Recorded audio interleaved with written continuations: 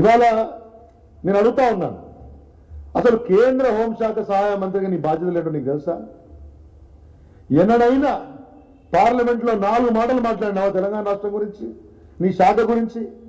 4 మాటలు నీకు వచ్చిన భాషలనే, ఆ తత్తర భాషలో తుత్తర భాషలో మాడతావు కదా, ఆ భాషలైనా కానీ ఎప్పుడన్నా ఏదైనా అంశం గురించి మాడగలుగుతావా? నువ్వు కేటీఆర్ గారి గురించి మాట్లాడతావు. నీ స్థాయి ఏంది? నీ వ్యవహార పదవి నేను మళ్ళీ చెప్తా ఉన్నాను, పదవులు ఉన్నంత మాత్రాన ప్రజా జీవితంలో ప్రజలలో స్థాయి రాదు. బీజేపీ నాయకులు నిన్ను ఒక జోకర్లా చూస్తూ ఉన్నారు. నాకు అర్థం కాక మాట్లాడతాను. నేను ఇంకో చూపించదలుచుకున్నాను మీకు అందరికీ. ఈయన పార్లమెంట్లో మాట్లాడమంటే స్పీకర్ గారు ఓం బిర్లా గారు లేచి ఆయన శాఖకు సంబంధించి మాట్లాడమంటే చూడు నేను చూపిస్తాను. తమరి బతుకు ఇది. ఐటమ్ నెంబర్ 6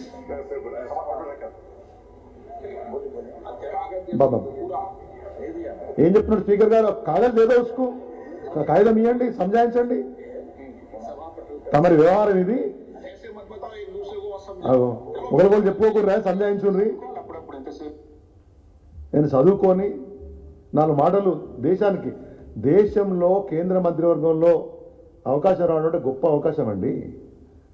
కొన్ని లక్షల మంది బీజేపీ కార్యకర్తల శ్రమ స్వేదంతో మీకు ఆ పదవులు వస్తే, పార్టీని భ్రష్టు పట్టిస్తే ఉన్న పదవి కూడా మీకు ఇస్తారు.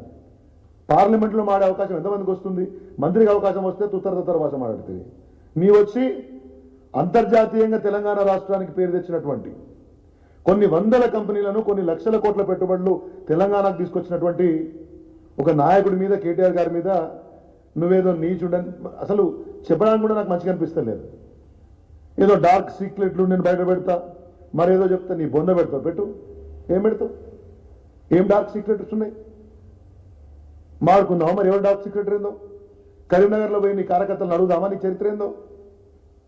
అసలు నిన్ను బీజేపీ అధ్యక్ష పదవి నుంచి ఎందుకు దించారో మాడుకుందామా? చర్చ చేద్దామా? ఊరకే నోటికొచ్చినట్టు మాట్లాడి ప్రజల్లో పలసన కావద్దు. వాళ్ళేదో ప్రభుత్వం కేసు పెట్టినారు, నీవేదో ఆరోపణలు చేస్తున్నావు. పద్ధతిగా చేయి, మేము వద్దనమా?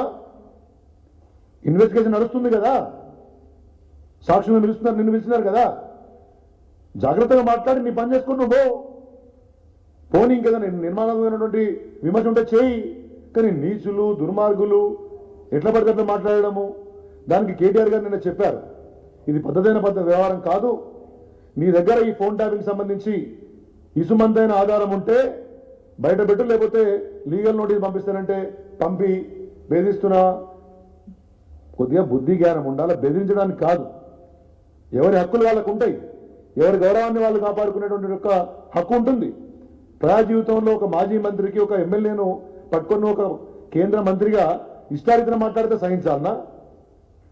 పొద్దున్న లేస్తే అరెస్ట్ చేయండి, అరెస్ట్ చేయండి. నీ జాగిరా లేకపోతే రేవంత్ రెడ్డి జాగిరా అంటే ఎట్లా పడితే అట్లా అరెస్ట్ చేస్తారా? ఒకటి ఏంటంటే ఒక విషయం అర్థం చేసుకోవాలి. ఇవాళ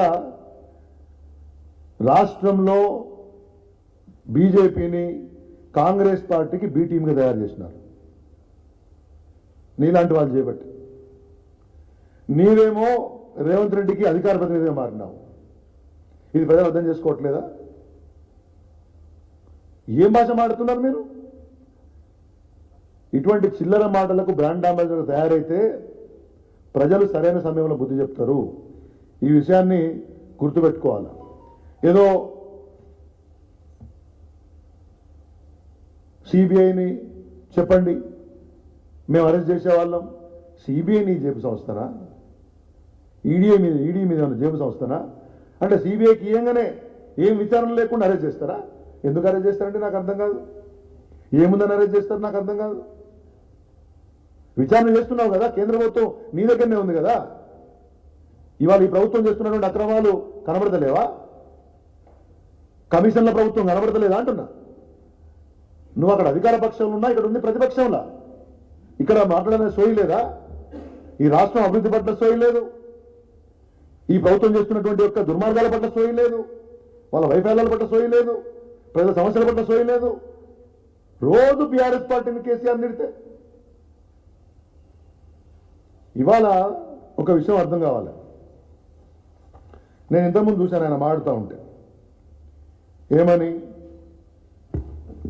ఈ విచారణ టైంపాస్ చేస్తున్నారు కాంగ్రెస్ వాళ్ళు, మరి ఎందుకు పోయినావు?